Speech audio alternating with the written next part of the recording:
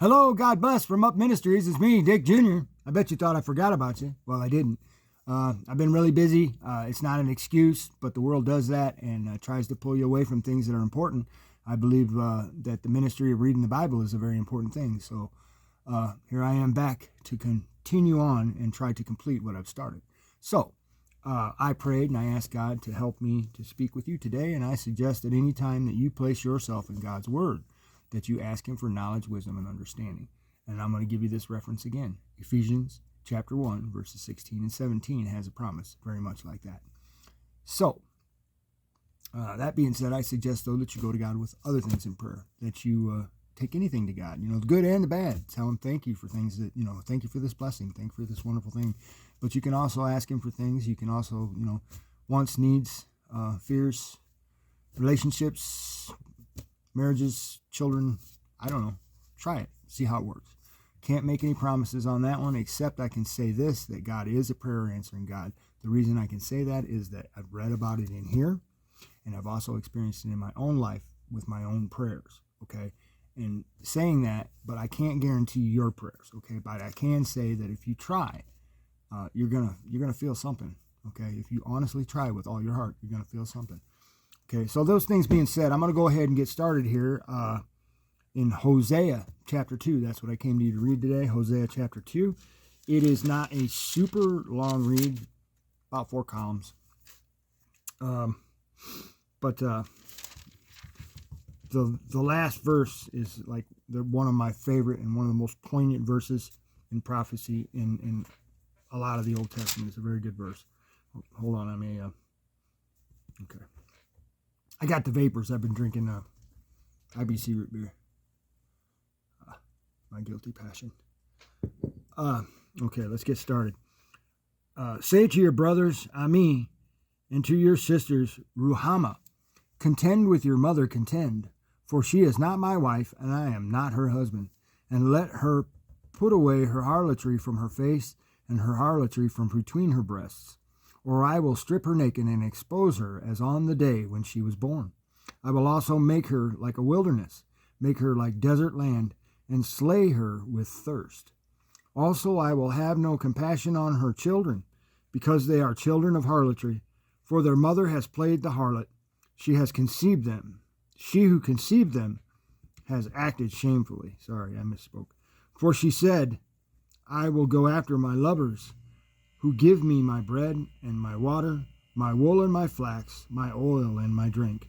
Therefore, behold, I will hedge up her way with thorns, and I will build a wall against her so that she cannot find her paths. He's talking about Israel right here, Israel and Judah. Okay. She will pursue her lovers, but she will not overtake them, and she will seek them, but will not find them. And then she will say, I will go back to my first husband, for it was better for me then than now. For she does not know that it was I who gave her the grain, the new wine, the oil, and lavished on her silver and gold, which they used for Baal. Therefore I will take back my grain at harvest time, and my new wine in its season. I will also take away my wool and my flax, given to cover her nakedness. And then I will uncover her lewdness in the sight of her lovers, and no one will rescue her out of my hand. I will also put an end to all her gaiety, her feasts, her new moons, her Sabbaths, and all her festal assemblies.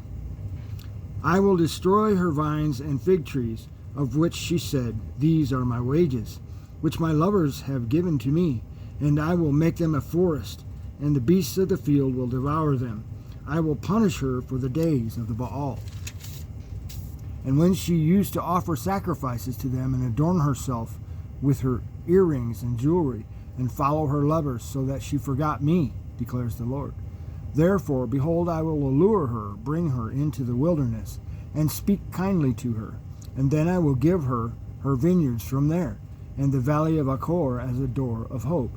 And she will sing there, as in the days of her youth, as in the day when she came up from the land of Egypt. It will come about in that day, declares the Lord, that you will call me Ishi, and I will no longer be called Baali, for I will remove the names of the Baals from her mouth, so that they will be mentioned by their names no more. In that day I will also make a covenant for them with the beasts of the field and the birds of the sky and the creeping things of the ground, and I will abolish the bow, the sword, and war from the land, and I will make them lie down in safety. And this is a long covenant, obviously. I will betroth you to me forever. Forever.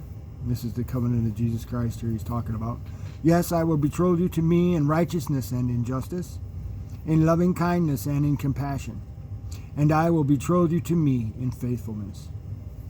Then you will know the Lord. It will come about in that day that I will respond, declares the Lord.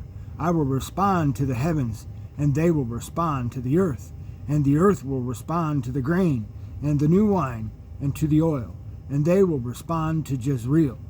I will sow her for myself in the land. I will also have compassion on her who had not obtained compassion. And this is the verse that I was talking about. I will say to those who were not my people, you are my people.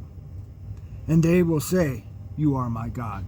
And that is us today in this prophecy right here, because we were Gentiles. We were never his people. The Jewish people are his chosen people. But now in these last days, after the coming of Jesus Christ, okay, we are his people. See what I'm saying? So anyway, that's all I have for Hosea chapter 2. And I really like that verse. That's Hosea chapter 2, verse 23. You can look at it for yourself. Maybe you'll feel the same thing if you read it and understand it. Anyway, that's all I have for Hosea chapter 2. That's Hosea chapter 2, verse 23. Yeah. Next we'll have Hosea chapter 3, obviously. So thanks for listening, and God bless.